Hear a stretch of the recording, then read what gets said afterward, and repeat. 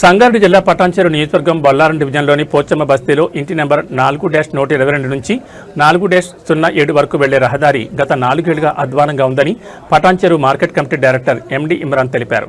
Machine Bhagiratha pipeline పనుల కోసం తవ్విన రహదారిని పనులు పూర్తయిన తర్వాత సక్రమంగా పూడ్చకపోవడంతో పాటు ఇప్పటి వరకు కొత్త రోడ్డు నిర్మించలేదని ఆయన ఆవేదన వ్యక్తం చేశారు.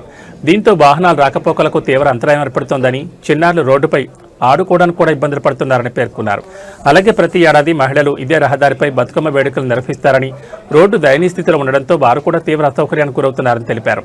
ఈ నేపథ్యంలో ప్రజల ఇబ్బందులను దృష్టిలో ఉంచుకుని పోచమ్మ బస్తీలోని ఈ రహదారికి వెంటనే కొత్త సీసీ రోడ్డు నిర్మాణాన్ని మంజూరు చేసి ప్రజలకు మెరుగైన రవాణా సౌకర్యం కల్పించాలని ఎండి ఇమ్రాన్ ప్రభుత్వాన్ని కోరారు.